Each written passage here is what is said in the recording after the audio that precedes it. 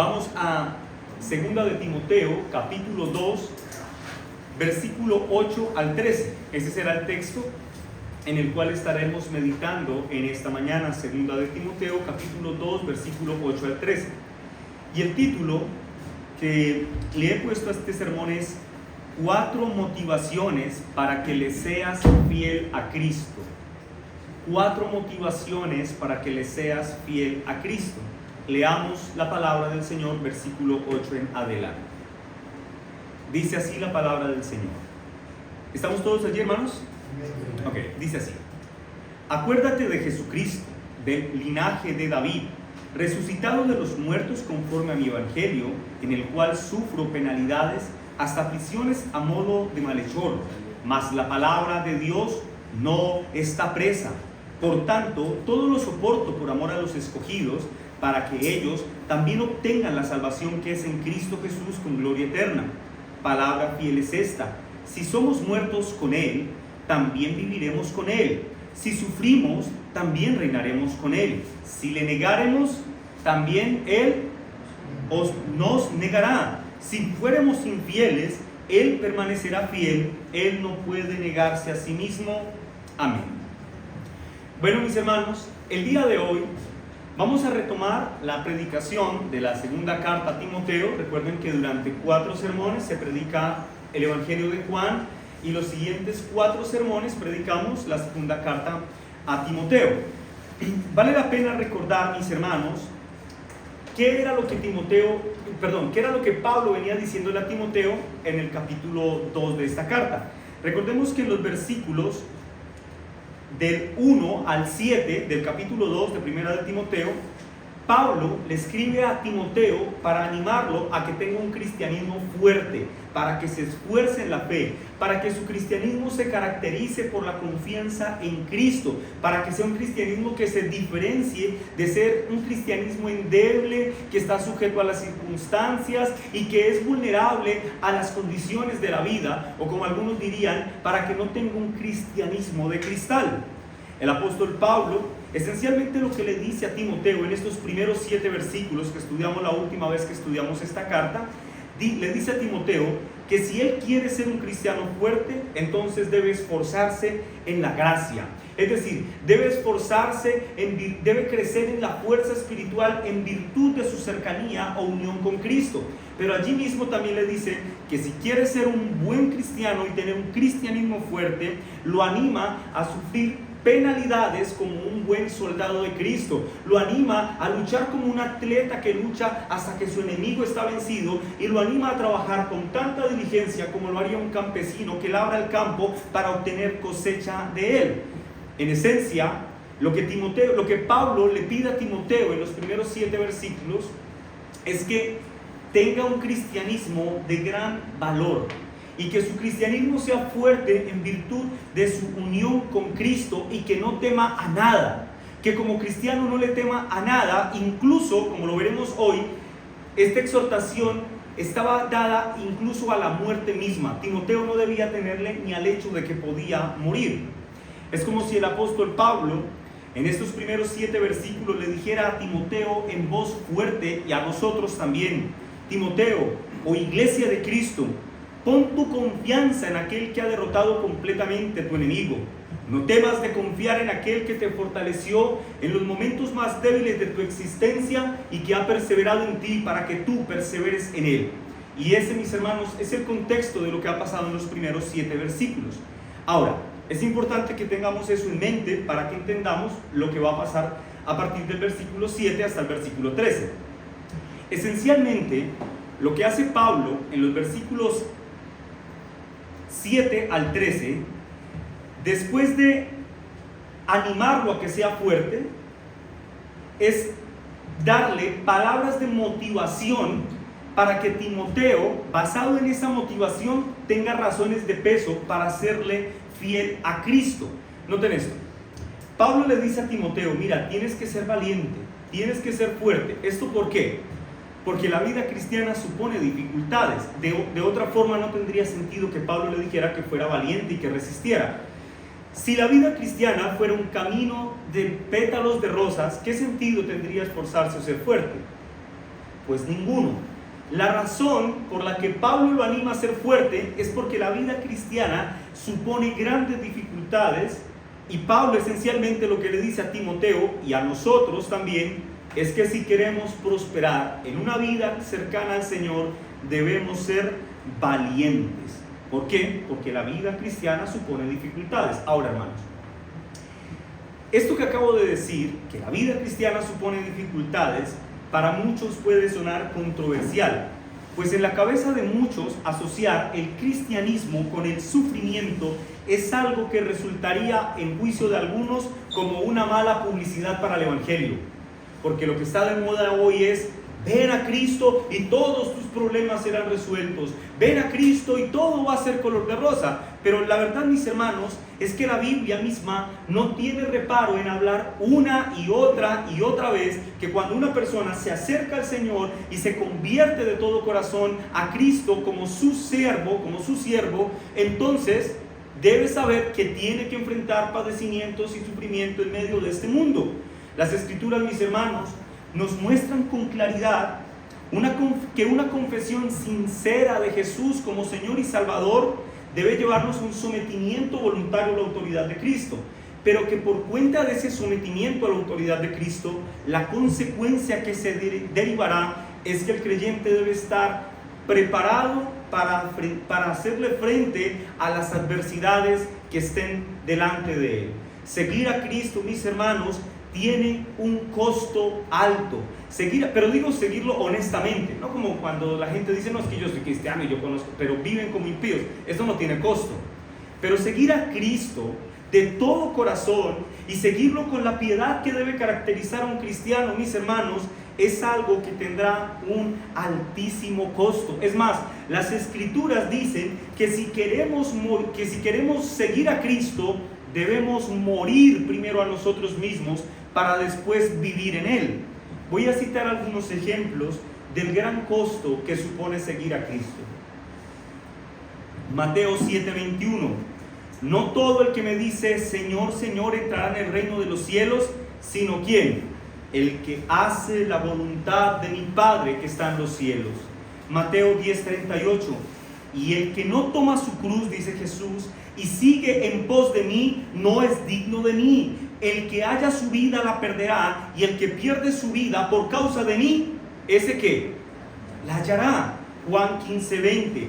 Acordaos de la palabra que os he dicho: el siervo no es mayor que su Señor. Si a mí me han perseguido, dijo Jesús, también a vosotros os perseguirán. Pero con esta condición: si han guardado mi palabra, también guardarán la vuestra. Si ustedes realmente son seguidores de Cristo, es lo que Jesús está diciendo acá. Si ustedes son realmente mis discípulos, sepan que como me han perseguido a mí, naturalmente a ustedes también esto les va a pasar. Lo que quiero resaltar es esto, mis hermanos: seguir a Cristo siempre supondrá un altísimo costo.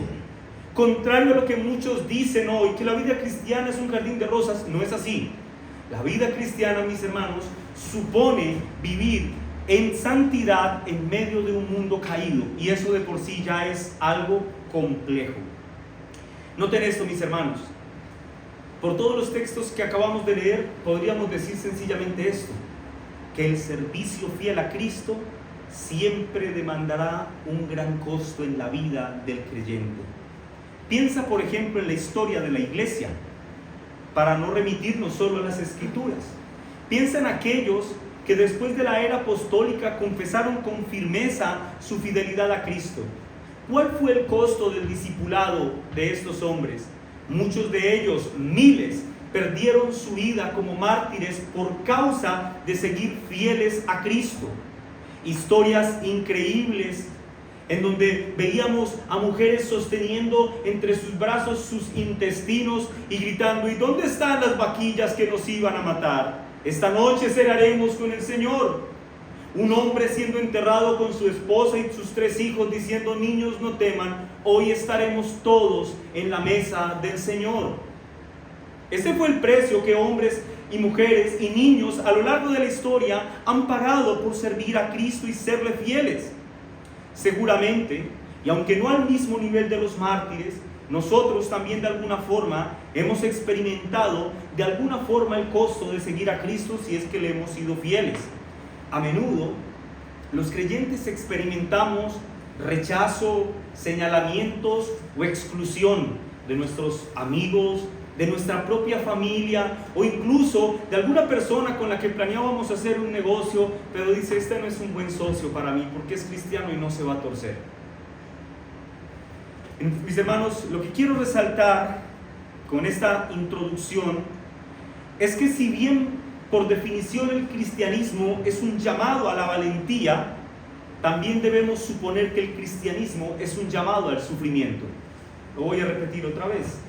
Si bien por definición el cristianismo es un llamado a la valentía, naturalmente debemos entender que por definición el cristianismo es un llamado al sufrimiento. Recordemos que en el versículo 3 de este mismo capítulo, 2 de Timoteo 2:3, Pablo le dijo a Timoteo, tú pues sufre penalidades como buen soldado de Cristo. Y a la luz de esa declaración, sufrir, Timoteo podría haberse preguntado las siguientes cosas. ¿Y por qué debo sufrir como un soldado? ¿O por qué debería luchar como un atleta o trabajar duro como un labrador del campo para seguir a Cristo? ¿Por qué debería hacer? ¿Por qué seguir a Cristo implicaría dolor? Bueno, para responder a las posibles preguntas que Timoteo se pudiese estar haciendo, el apóstol Pablo escribe los versículos 7 al 13, en donde le da por lo menos a Timoteo y a nosotros también 4 motivaciones preciosas que deben animarnos a serle fiel a Cristo. Vamos a considerar cada una de ellas.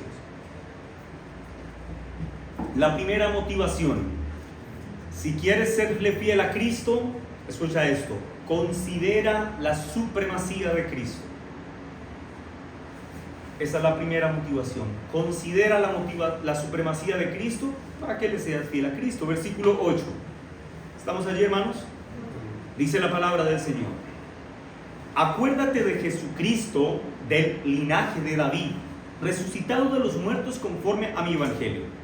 El punto de Pablo aquí es el siguiente: creyente, tu servicio a Cristo, escúchame muy bien, tu servicio a Cristo, tu fidelidad será más eficiente y serás un cristiano más valiente y soportarás el trato malvado aún del mismísimo diablo si tú te acuerdas de Cristo y su supremacía. Si tú recuerdas quién es Cristo y recuerdas qué es lo que Él ha hecho por ti, tú vas a soportar las dificultades que se te presenten en este mundo.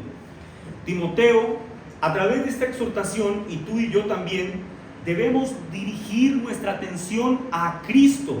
Debemos poner nuestros ojos en aquel que es del linaje de David. Es decir, debemos poner nuestros ojos en aquel que es el antitipo de quien David fue el tipo. David era un rey que tipológicamente anunciaba a un gran rey, que es Cristo, el antitipo de ese rey. Timoteo tenía que dirigir su atención a aquel que resucitó de entre los muertos, pero hermanos, no como quien pone sus ojos en el hecho de la resurrección, sino en el sujeto que la realiza, en Cristo que ha resucitado de entre los muertos.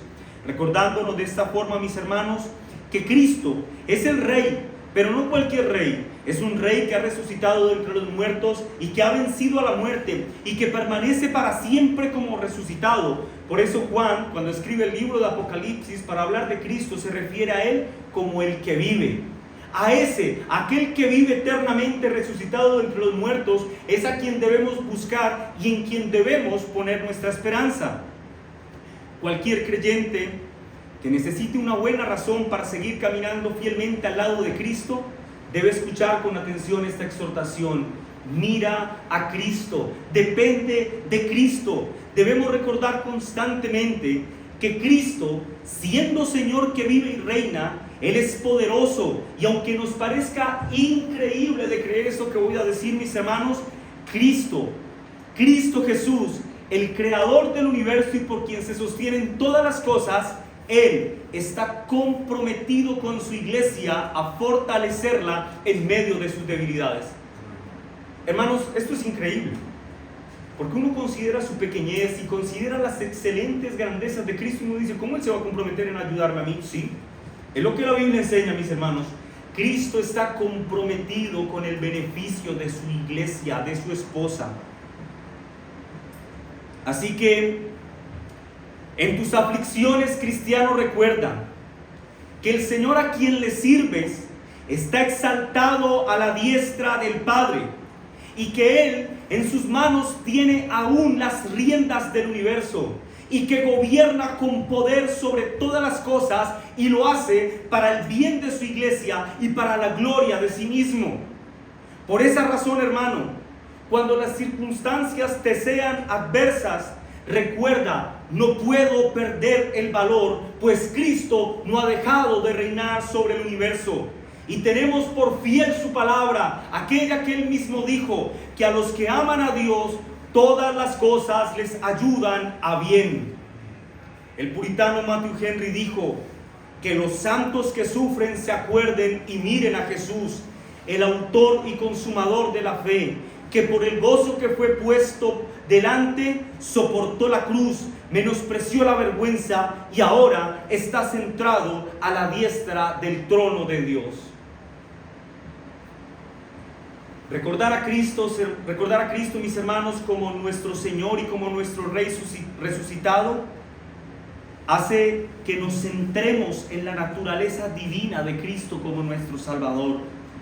Pues Cristo Jesús, por medio de su muerte y de su resurrección, rompería las cadenas que nos ataban al pecado, que es el arma más grande que Satanás usa contra nosotros. Así que cuando nosotros, en medio de nuestras debilidades, recordamos a aquel Cristo resucitado, estamos dándole testimonio diario a nuestras almas de que la gran obra de salvación tuvo lugar en mí y que ya no soy sujeto a esclavitud de Satanás por cuenta de las cadenas del pecado. Ahora yo te pregunto, hermano, ¿qué mayor motivación para tu alma, para que le seas fiel a Cristo y no te separes de Él? Es saber que Él reina y que Él ha conquistado la muerte para la gloria de su propio nombre y para beneficio tuyo. Dime, ¿qué más motivación requieres para caminar fielmente sabiendo que Él ha roto las cadenas de esclavitud que te ataban a ser un esclavo de Satanás y te ha hecho libre por su propia sangre preciosa? Así que, creyente, cuando estés en aflicción y quieras cobrar motivación, recuerda quién es Cristo. Él es el Hijo de Dios y recuerda lo que ese Hijo de Dios hizo por ti. Murió en una cruz y resucitó de entre los muertos para darte vida eterna. El apóstol Pablo finaliza esta primera motivación diciendo conforme a mi evangelio. Y aquí Pablo no está diciendo que es como conforme a mi parecer, a mi opinión del evangelio. No, es una referencia a que él fue hecho apóstol de Jesucristo y que ha proclamado el evangelio, y por eso dices mi evangelio, porque le fue dado, pero no es como que sea una opinión personal del evangelio. Bueno, esa es la primera motivación, maravillosa, ¿verdad? La segunda motivación para serle fiel a Cristo está en el versículo 9, y yo la he titulado Considera la supremacía de la palabra de Dios. Si quieres serle fiel a Cristo, considera la supremacía de la palabra de Dios. Versículo 9. En el cual, hablando del evangelio, noten lo que Pablo dice, en el cual, por ese evangelio dice, en el cual sufro penalidades hasta prisiones a modo de malhechor. Esa expresión malhechor podría traducirse para nosotros de una forma más entendible como delincuente. Él dice, en el cual sufro penalidades hasta prisiones a modo de delincuente. Más que dice, más la palabra de Dios, ¿qué ocurre con ella? No está presa. Eso es maravilloso. Esta es la segunda motivación. En esta segunda motivación, gracias hermano, Pablo le recuerda a los creyentes que una buena fuente de motivación para seguir firmes y caminando fielmente al lado de Cristo es meditar en el poder inconmensurable de su bendita palabra. El apóstol Pablo en este texto nos muestra un contraste entre él, que es un hombre que está preso, y entre la palabra de Dios que está en libertad.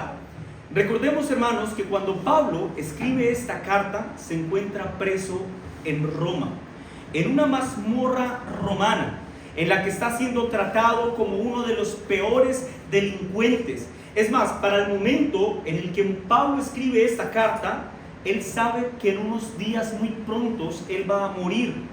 Y él se presenta aquí como alguien que está preso por causa del Evangelio. Pero noten esto: contrario a lo que muchos harían, Pablo no presenta ninguna queja. Pablo no se lamenta por la injusticia de estar encarcelado, sino más bien hace referencia a sus prisiones, no para quejarse, sino para mostrar el contraste que existe entre él, que es un hombre que está preso, y entre la palabra de Dios, aquella a la que ninguna cadena puede retener y que soberanamente se está expandiendo por sobre la tierra. Pablo se goza en este texto en que la palabra de Dios, a diferencia de él, se encuentre libre. Pues la palabra de Dios, mis hermanos, no puede ser retenida por ningún esfuerzo mezquino de los hombres que la aborrecen. El apóstol Pablo se goza en saber que a pesar de la oposición que existía contra la propagación del Evangelio, escúcheme, ningún esfuerzo humano sería lo suficientemente fuerte y efectivo como para detener el avance del Evangelio. Dicha verdad, saber que el Evangelio no será detenido, constituye un aliento para el alma de Pablo y debería constituir un aliento para nuestra alma también, pues nosotros, al igual que Pablo, estamos comprometidos con la expansión del reino de Cristo, que otros conozcan del Señor. Lamentablemente, esa no es la realidad de nuestros días.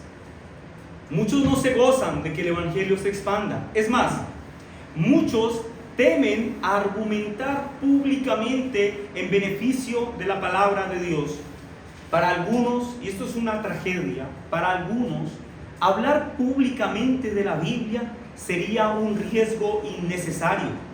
Incluso dentro de muchos contextos evangélicos donde se reúnen un domingo en la iglesia, no se atreven a hablar de pecado, no se atreven a hablar de arrepentimiento, no se atreven a hablar de sumisión completa a Cristo, porque parecen palabras anticuadas. Así que terminan por diluir el bendito evangelio, que es un compromiso de vida, terminan diluyéndolo con tibiezas, dándote falsas expectativas de prosperidad, de crecimiento y de desarrollo personal.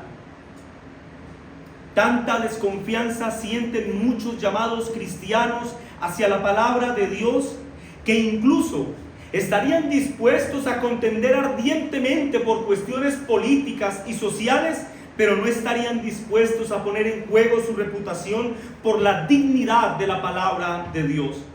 Pero tú, creyente que me escuchas en esta mañana, recuerda que tú y yo fuimos llamados por Cristo mismo a depender de Él y a proclamar su palabra. Recuerda también que el poder de la palabra de Dios nunca ha sido dependiente de la protección humana. Escucha esto: nunca la palabra de Dios, su poder no depende de cuánto estemos dispuestos a protegerla, pero tampoco se restringe por causa de la oposición de los hombres. Esto es lo que Pablo quiere decir cuando la palabra de Dios, que la palabra de Dios no está presa, que la palabra de Dios no depende de nosotros ni para impulsarla ni para retenerla. Ella obrará soberanamente, pero es nuestro deber proclamarla. Pablo se alegra en el poder inconmensurable e incontrovertible de la palabra de Dios. Y el apóstol Pablo lo que quiere en este texto es motivar a Timoteo y a nosotros también a que llenemos nuestro corazón de gozo por causa del poder que hay en las Sagradas Escrituras. Así que el gozo y la motivación de Pablo, mis hermanos, también debe ser nuestro. Que aunque estemos presos, que aunque estemos pasando por situaciones difíciles, que aunque las circunstancias nos sean adversas y contrarias a nuestros intereses, Debemos siempre recordar que la palabra de Dios no se restringe ni por nuestras prisiones ni por nuestras aflicciones.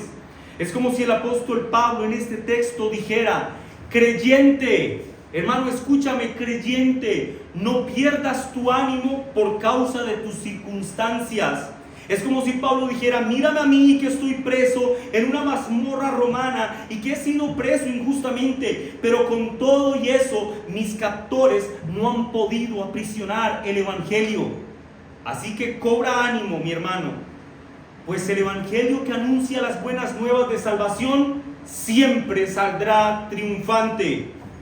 El evangelio cumplirá su misión sobre la tierra y ningún enemigo del evangelio podrá detenerlo.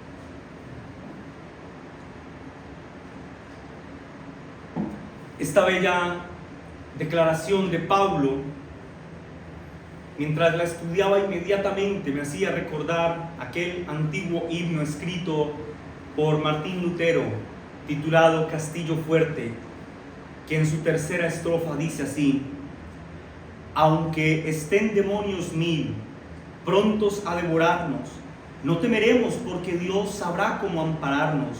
Si muestra su vigor Satán y su furor, dañarnos no podrá, pues condenado está por la palabra santa. Amén. Esa es la segunda motivación, la libertad de la palabra del Señor. Debe impulsarnos a serle fiel a Cristo. Luego viene la tercera motivación del discurso de Pablo a Timoteo, versículo 10, a la que yo he titulado: considera la razón de ser del cristianismo.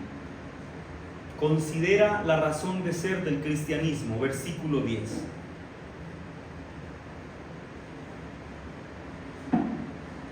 Por tanto, ¿qué dice allí? Todo lo soporto por amor de los escogidos, para que ellos también obtengan la salvación que es en Cristo Jesús con gloria eterna. Después de que Pablo ha anunciado el glorioso triunfo del Evangelio, ahora Pablo provee una tercera motivación para que tú y yo permanezcamos fieles a Cristo, y es esta: la razón por la que debemos estar dispuestos a sufrir toda clase de sufrimientos debe ser por causa de los elegidos, para que éstos obtengan salvación.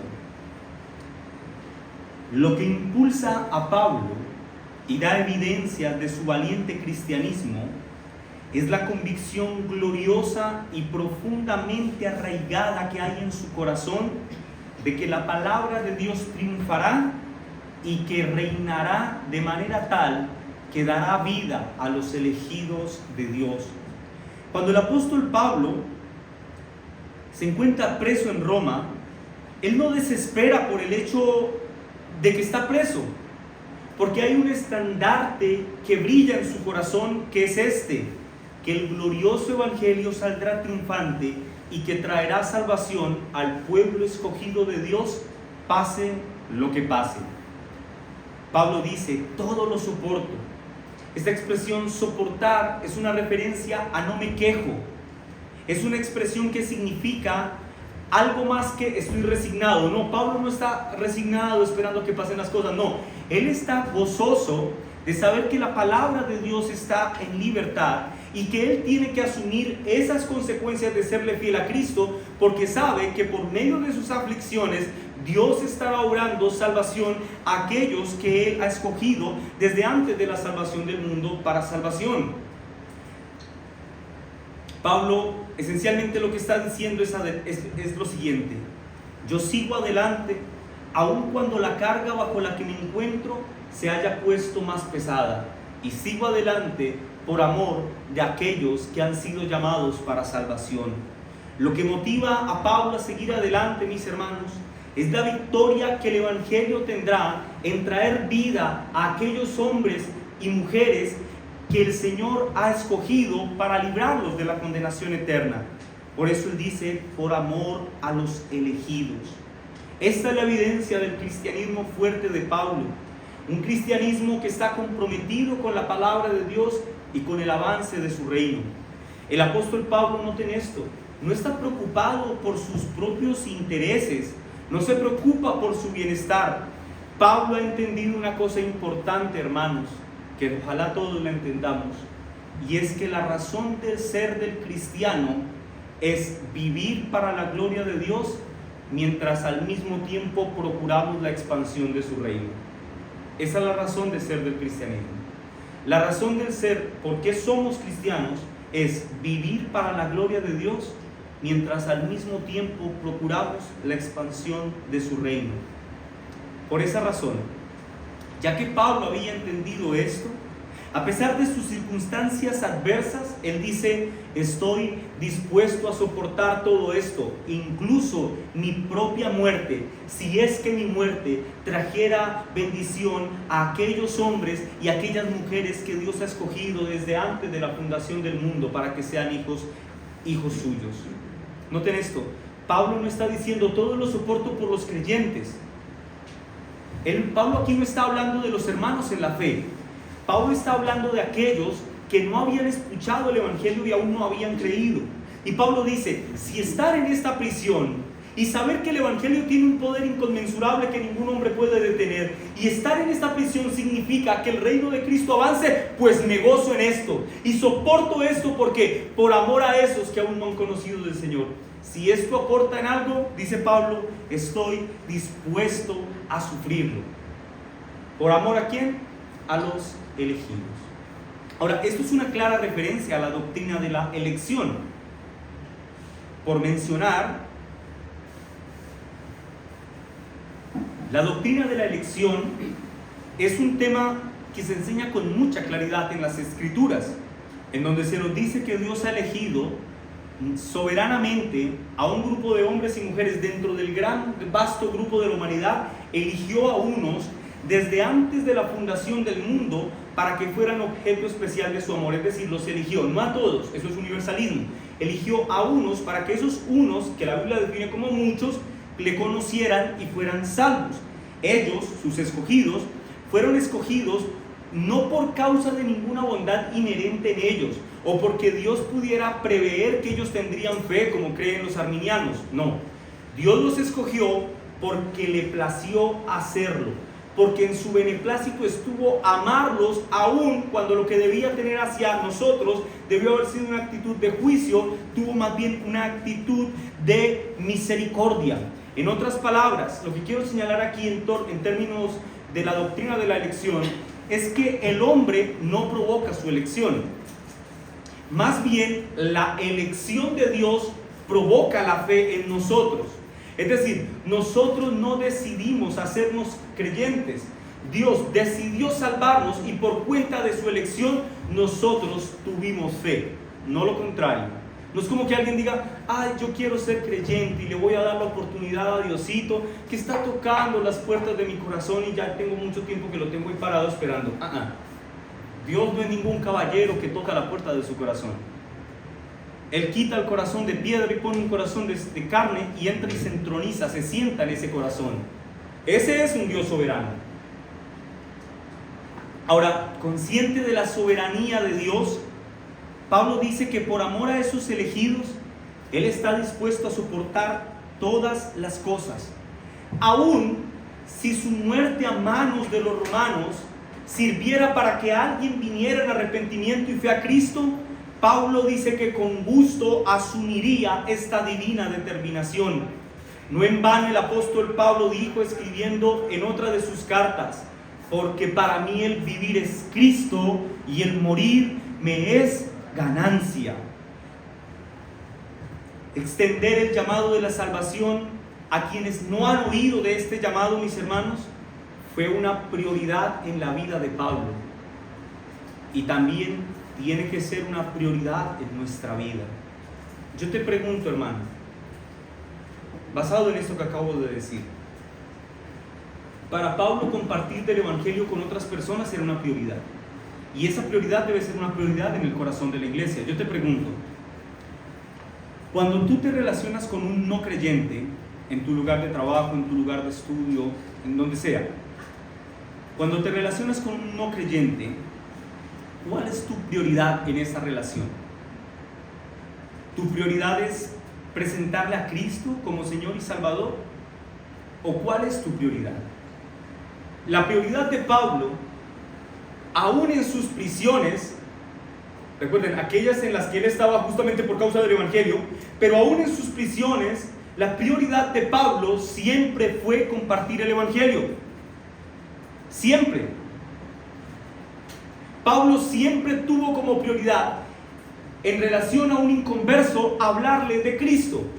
Y yo te pregunto, hermano, ¿esa es tu prioridad en tu vida?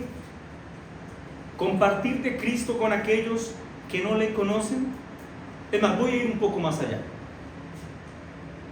Tú sabes lo que le va a pasar a ese hombre o a esa mujer que vive y muere sin Cristo en su corazón. ¿Sabes lo que pasará con él cuando él muera? ¿Qué pasará con él? Si una persona muere sin estar reconciliado con el Padre por medio del Hijo, ¿qué va a pasar con esa persona? ¿Cómo? Se irá al infierno. Así es, hermano, se irá al infierno. Ahora yo les pregunto esto: si sabemos cuál será el destino eterno de aquellos que viven y mueren sin Cristo, ¿por qué nos relacionamos con ellos sin querer intencionalmente presentarles a Cristo? Si sabemos lo que pasará con ellos si mueren sin Cristo, mi pregunta es: ¿por qué nos relacionamos con ellos como si su destino eterno no nos importara?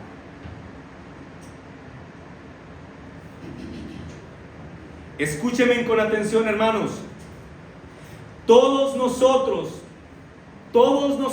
fuimos llamados a testificar de Cristo en medio de este mundo caído. Nosotros fuimos llamados a orar por aquellos que no conocen del Señor. Fuimos llamados a derramar lágrimas sinceras sobre nuestras Biblias e interceder por los incrédulos. Fuimos llamados a soportar toda clase de aflicciones por amor a los escogidos, para que ellos, esos que Dios ha escogido desde antes de la fundación del mundo, obtengan el regalo bendito de la salvación y se puedan encontrar con Cristo como su Señor y su Salvador. A eso fuimos llamados todos nosotros. Y esa es la tercera motivación. La razón de ser del cristianismo debe motivarnos, hermanos, a serle fiel al Señor. Cristo murió para salvarnos y nos ha dado vida a nosotros para que nosotros impulsemos la vida de Cristo en aquellos que no le conocen. Eso debemos tuitearlo. Hermanos, como creyentes fuimos llamados a impulsar la vida de Cristo en otros hombres. Que el Señor nos motive a través de su palabra a entender la gran responsabilidad que tenemos en términos de la salvación de aquellos que amamos pero no conocen al Señor. Ahora vamos a la cuarta motivación. Se encuentra en el versículo 11 y se extiende hasta el versículo 13. Yo he titulado esta cuarta motivación así: considera las consecuencias de tu fidelidad o tu infidelidad a Cristo. Es decir, serle fiel a Cristo trae consecuencias. Serle fiel a Cristo, serle infiel a Cristo también traerá consecuencias. Leamos el versículo 11 al 13. Palabra fiel es esta: si somos muertos con Él, también viviremos con Él. Si sufrimos, también reinaremos con Él. Si le negaremos, Él también nos negará. Si fuéramos infieles, ¿Él también será infiel? Aquí cambia todo. Él dice: Él permanece fiel. Él no puede negarse a sí mismo. A criterio de muchos eruditos, lo que acabamos de leer, con la excepción de la última frase, es un himno que se cantaba en la iglesia en la antigüedad. Y era un himno, mis hermanos, que era utilizado para fortalecer a aquellos hermanos a los que se les condenaba a la crucifixión o que eran martirizados. Y ellos, en medio de su aflicción, habían compuesto este himno que decía: si somos muertos con Él, también viviremos con Él. Si sufrimos, también reinaremos con Él. Si le negáremos, Él también nos negará. Si fuéramos infieles, Él permanecerá fiel. Con esta cita de este himno antiguo y maravilloso que Pablo, yo no sé si hay algún himno que cite este himno en nuestra actualidad, en el himnario. Si sí, ahí le dejamos tarea al hermano Howie. Es un himno precioso.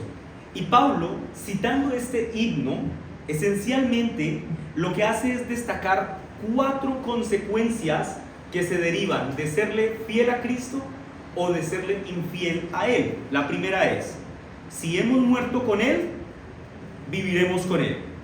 La segunda: si soportamos, también ¿qué? Reinaremos con Él. Estas son consecuencias de la fidelidad. Luego da consecuencias de la infidelidad. Si le negamos, por su parte, ¿qué hará Cristo? Nos negará. Y si le somos infieles, por su parte, ¿qué?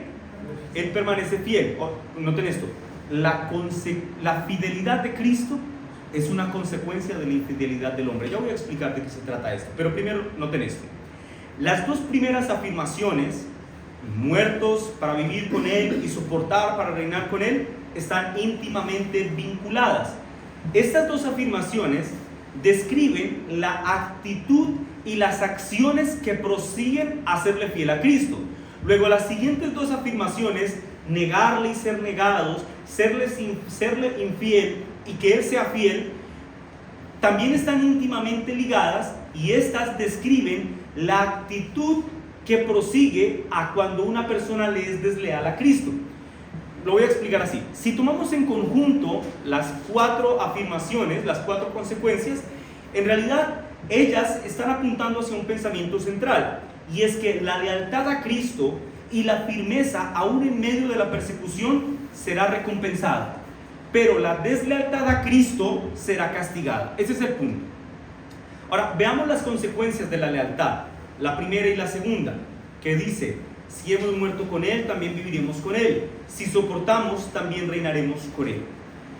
Lo que Pablo está diciendo acá es que aún si experimentamos la muerte física por causa de Cristo, debemos tener por seguro que viviremos en la gloria eterna con Cristo Jesús.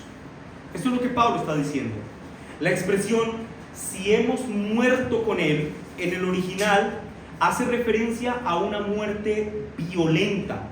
Es más, la expresión si hemos muerto con Él, la construcción gramatical que aquí se utiliza era para hacer referencia a aquellos que morían martirizados de la forma que fuera.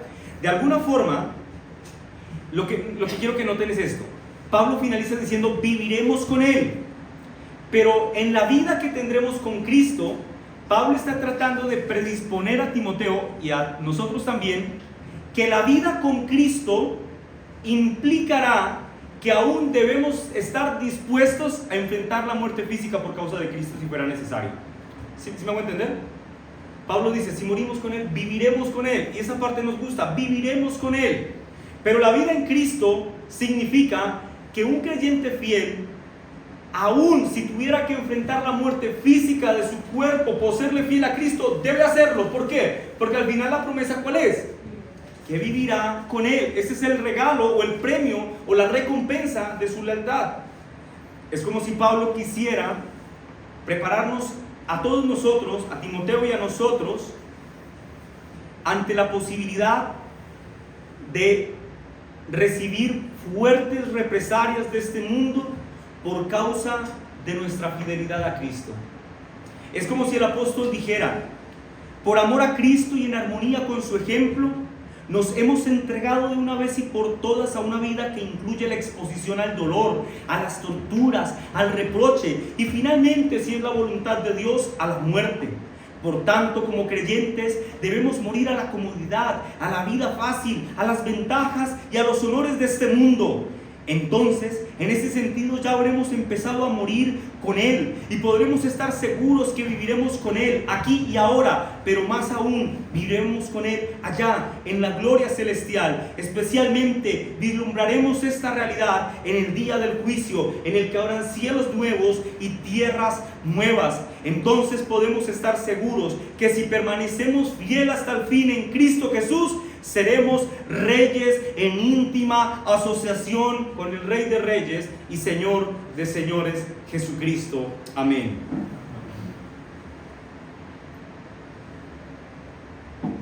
Hermanos, saber que viviremos eternamente en la presencia de Cristo debe ser un motivo lo suficientemente fuerte como para que nuestros corazones sean impulsados a servirlo fielmente. Debemos servir a Cristo con temor, con reverencia, pero sobre todo con mucha fidelidad, sin importar las consecuencias que se deriven de este servicio fiel a nuestro Señor. La realidad dolorosa de nuestros días es que un número muy significativo de cristianos, por no decir una mayoría de personas que se confiesan como cristianos, están dispuestos a vivir con Cristo, pero no dispuestos a morir con Él. Y yo te pregunto, hermano, ¿tú estás dispuesto a morir con Cristo? ¿A morir a tus deleites, a tus placeres, a tus comodidades, si es necesario, por causa de tu fidelidad a Cristo? Así que esta es la primera consecuencia. Si eres fiel, recibirás bendición del Señor, pero la infidelidad traerá consecuencias terribles, y es lo que vemos en el tercer y en el cuarto anuncio. Si le negáremos, ¿qué hará Cristo? Nos negará, y si fuéramos infieles, Él permanecerá fiel. Estas dos líneas que citan este antiguo himno hacen referencia a aquellos casos de esas personas que alguna vez con valentía confesaron a Cristo, pero que después de un tiempo, por causa de las penurias, de las dificultades o de su propio desánimo y el malestar torpe de sus propios corazones, terminaron por volverse atrás. A esos, a los que le niegan, a los que un día confesaron a Cristo con devoción en su corazón, pero después dicen, yo ya no soy cristiano. En realidad nunca lo fue. Pero a esos el Señor dice, en aquel día de juicio, Cristo les negará. En otras palabras, mis hermanos, que me escuchan, y escuchen con mucha atención esto que voy a decir. Lo que este texto da es una fuerte advertencia a la iglesia de Cristo. Es una advertencia que tiene un propósito, y es motivarte que seas fiel a Cristo hasta el último día de tu vida. Cuando una persona, debido a su poca disposición a sufrir por causa de Cristo, niega al Señor, a menos que se arrepienta, ese individuo tiene que tener esta certeza: será negado por Cristo mismo en el juicio final. Cuando se acerque a Cristo en aquel día de juicio, al que todos tendremos que presentarnos, creyentes y no creyentes, todos compadeceremos ante el tribunal de Cristo. Bueno, cuando ese día llegue y aquel que ha negado a Cristo se acerque a Cristo y lo mire a los ojos y busque la clemencia de Cristo, Cristo le dirá: no os conozco, apartados de mí, hacedores de maldad. Hermanos, ¿puedes tú imaginar una escena más terrorífica que esta? Yo no. Yo no puedo imaginar una escena más terrible que esta. Que Cristo, juzgando a vivos y a muertos, te diga: no te conozco, apártate de mí, hacedor de maldad. Alguien podrá decir: pastor, pero yo no he negado a Cristo, pastor. Yo no lo niego. Yo nunca, de mis labios nunca ha salido una negativa frente a Cristo. Es más, yo lo amo mucho. Pero escúchame muy bien esto: negar a Cristo no solo es una confesión de tus labios, sino que la negación a Cristo también se evidencia con un estilo de vida impío que niega la obra de redención hecha en nuestros corazones. Cuando decides vivir dándole la espalda a la verdad del Evangelio, ya conociéndola, tú estás negando a Cristo. Y entonces debes tener por cierto que en aquel día Cristo también te negará. Luego dice, si nosotros le fuéramos infieles, Él permanecerá fiel. Y esto tiene un propósito importante. Si nosotros decimos, si le negamos, Él nos negaría, ¿cierto? Pero eso se puede decir, pero no se puede decir, si somos infieles, Él será infiel. Porque Cristo, como termina Pablo diciendo, no puede negarse a sí mismo, ¿no? Su naturaleza no es la de la infidelidad. Así que, ¿en qué sentido Cristo es fiel? En este. La fidelidad de Cristo, mis hermanos, debe ser entendida como que Cristo es fiel a sí mismo y a su palabra. Es decir, Cristo será fiel para hacer todo aquello que ha dicho que hará. Cuando el hombre le es infiel y Dios es fiel, lo que está diciendo es que Cristo cumplirá las amenazas que profirió contra los que le fueran infieles. Y lo que ha dicho en torno a la infidelidad del hombre, ¿qué es? ¿Qué hará él con el que lo niegue? Lo negará. Así que si alguien le es infiel, Cristo le está diciendo, tienes que tener por cierto que no daré por inocente al culpable. La fidelidad de Cristo a su palabra, mis hermanos, viene a ser para el creyente como un bálsamo, como un consuelo y como una fuerte de motivación que nos impulsa a seguir adelante caminando al lado de Él, porque podemos estar seguros que viviremos y reinaremos con Él, ya que Él ha prometido en su palabra que eso hará con los que le sean fieles. Pero al mismo tiempo la fidelidad de Cristo a su palabra viene a ser para el infiel una severa advertencia en la que el Señor declara que por causa de su santidad no dejará como inocente al que es culpable. Así pues, que todo aquel que le haya sido infiel a Cristo, después de escuchar esta advertencia, debe tomar un solo camino, y es el camino del arrepentimiento.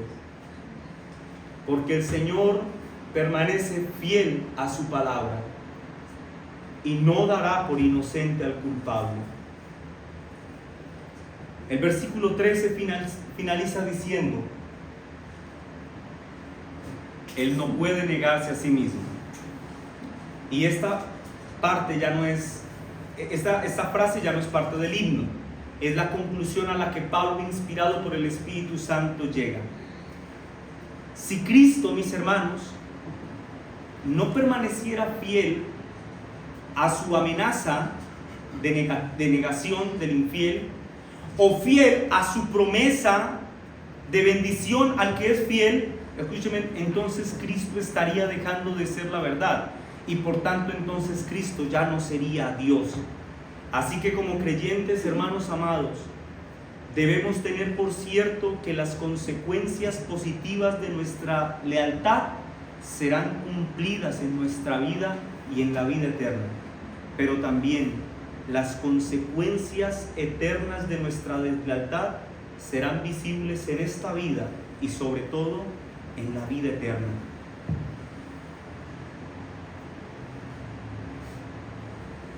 Si este es el caso de alguno de los presentes, que a plena conciencia dice, pastor, yo conozco las cosas del Señor, pero la verdad es que vivo dándole la espalda a la Biblia, a la Escritura.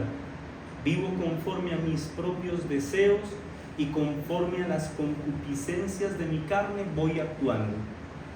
Si ese es tu caso, escúchame, solo tienes un camino que tomar, y es el camino del arrepentimiento y la fe.